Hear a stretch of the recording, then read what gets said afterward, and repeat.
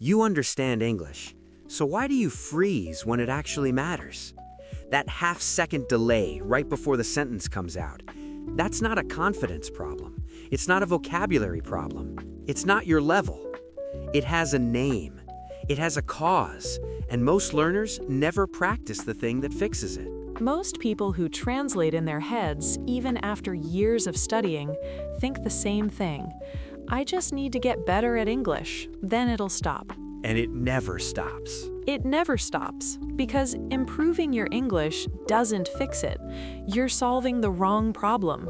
Here's what actually causes it, and what to do instead. Think about this for a second. You've spent months, maybe years, studying English. Vocabulary lists, grammar exercises, listening practice, and you still go through your first language before every sentence. Nobody told you why. Nobody told you what to actually practice to fix it. You were just supposed to keep getting better and hope it sorted itself out.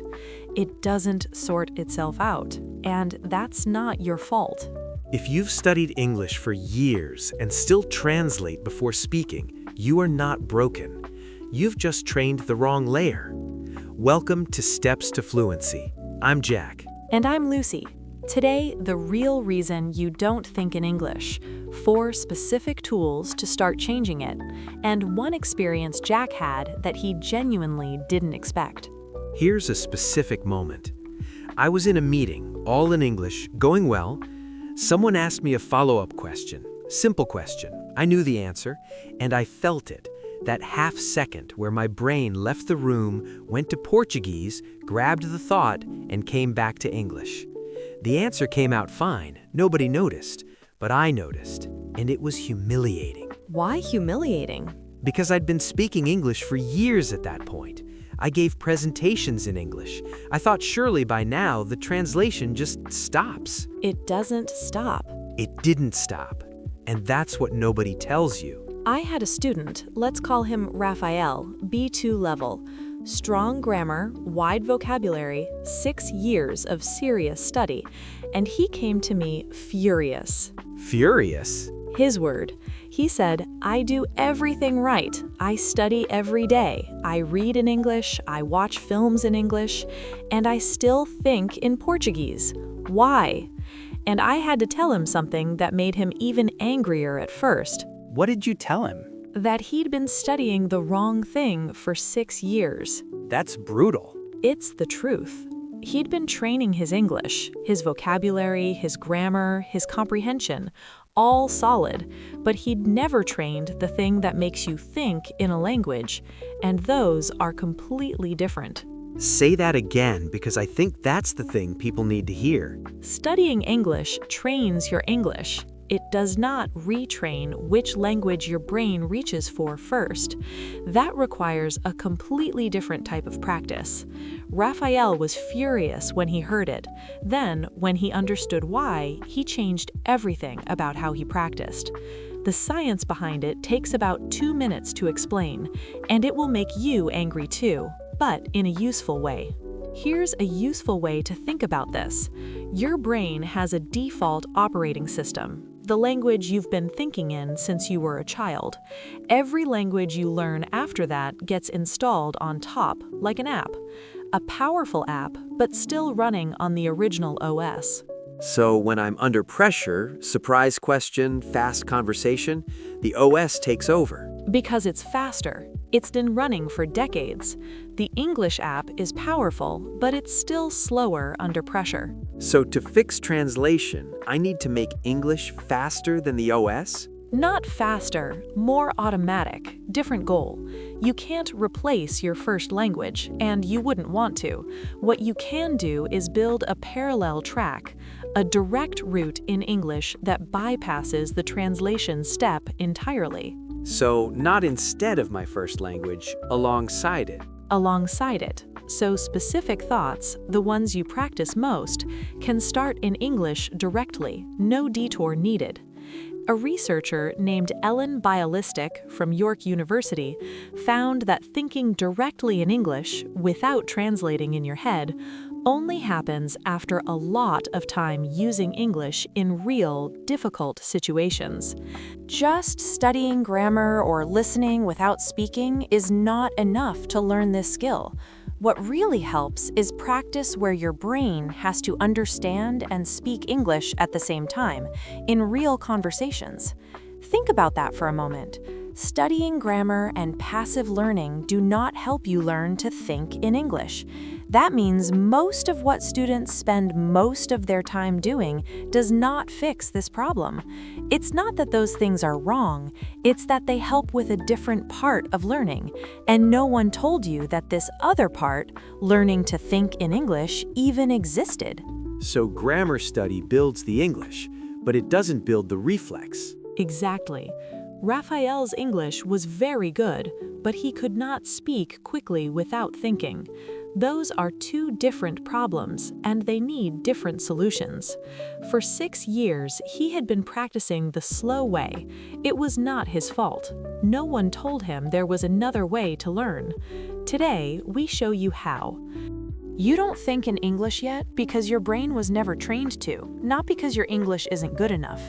Here is why that happens, and here are 4 tools to change it. Tool 1. Notice the translation without judging it. This sounds simple, but it's harder than it sounds, and more important than it seems.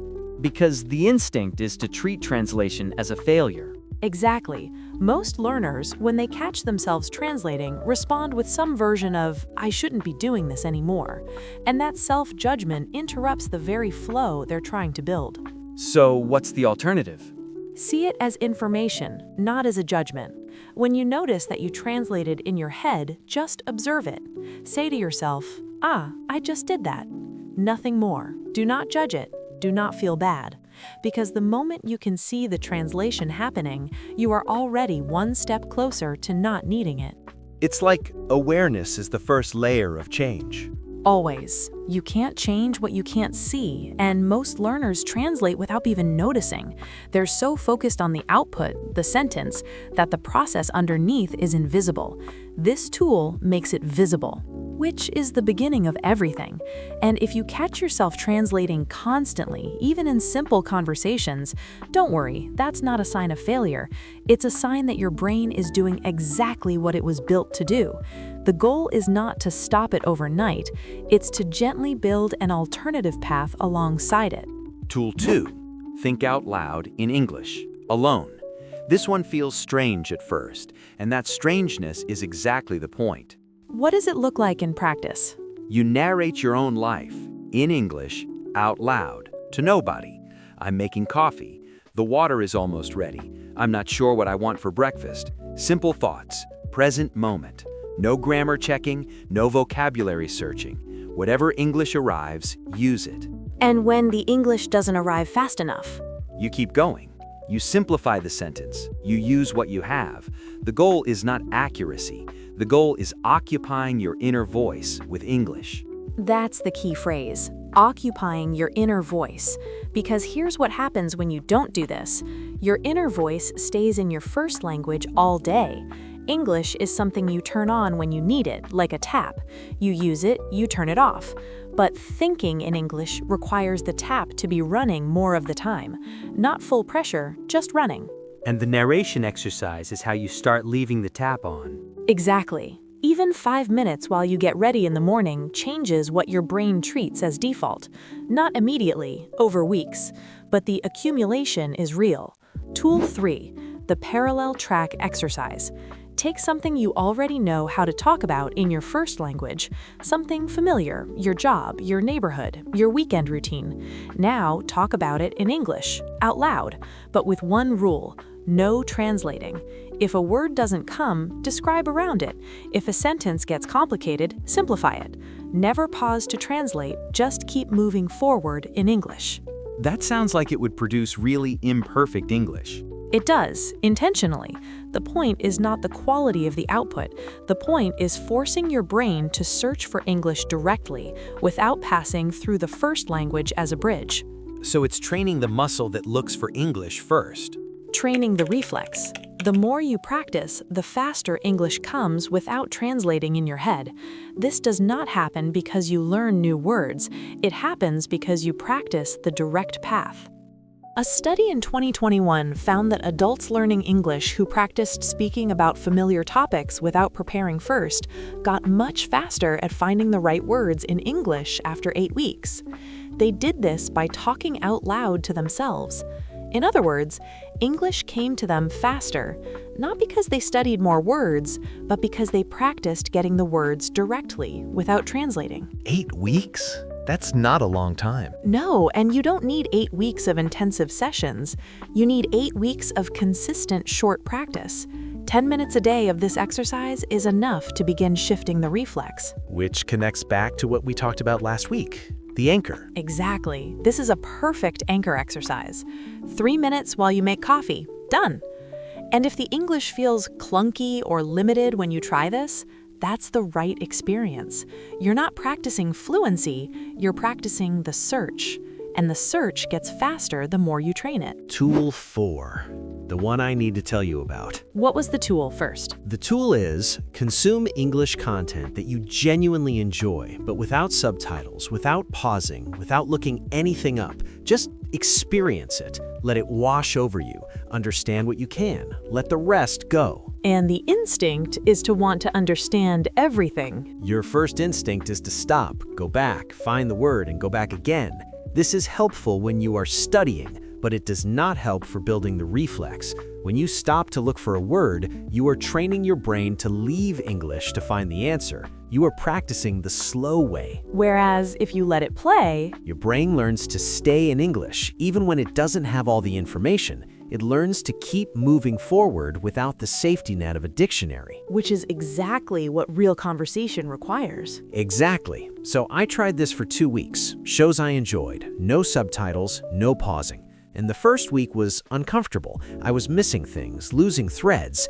And then in the second week, something shifted. Tell me. I started dreaming in English. Not full conversations, fragments, but English fragments. My brain had started using English as a processing language, not just an output language. That's the parallel track activating. I know that now. At the time, it just felt strange and kind of wonderful. You don't think in English yet because your brain was never trained to, not because your English isn't good enough. Quick word tour, same format. You give it, I use it. Mediation, the process of going through something in between. Here, using your first language as a mediator before speaking English. I'm trying to reduce mediation, to reach for English directly without going through Portuguese first. Good. Lexical access, the process of retrieving a word from memory when you need it. The more I practice the parallel track exercise, the faster my lexical access in English becomes. The words arrive without me searching for them. Last one, spontaneous, happening naturally without planning or forcing. My goal is to think in English naturally. Thoughts that begin in English, not thoughts that come to me after translating in my head. That's the episode in one sentence. One action. Right now, or in the next hour. Pick any topic you know well. Your morning, your job, your week. Talk about it in English for 2 minutes. Out loud, alone. No translation allowed. If the word doesn't come, describe around it. Keep moving. That's the parallel track. That's where the reflex starts. Remember what we said at the beginning of this episode? It's not your level. It never was. That half-second delay you feel before every sentence, that's not a sign you need to study more. It's a sign you need to practice differently. You now know how. 4 tools. Notice the translation without judging. Think out loud in English every day. Practice the parallel track exercise. And consume English content without the safety net of subtitles. You don't think in English yet because your brain was never trained to, not because your English isn't good enough. Today's question for the comments. When do you translate the most? In what situation do you take the slow way? Is it during a meeting, a phone call, when you're tired, when the topic is emotional? Tell us in one sentence. Your answer might shape the next episode. And if you know someone who says, "My English is good, but I still can't think in it," send them this. Now they know why, and they know what to do. One more thing. We just talked about thinking in English, about the brain finding the direct route. But there's something that happens before the thought becomes a sentence: the mouth. The mouth? Most learners practice English in their heads. They think about sentences, they plan what they'll say, they rehearse mentally. But the mouth has never really been trained, separately, deliberately. And that gap between what the brain finds and what the mouth can produce at speed is what makes fluency feel just out of reach. Next week, train your mouth to talk. The physical side of fluency that nobody talks about, and the exercises that close the gap between thinking it and saying it.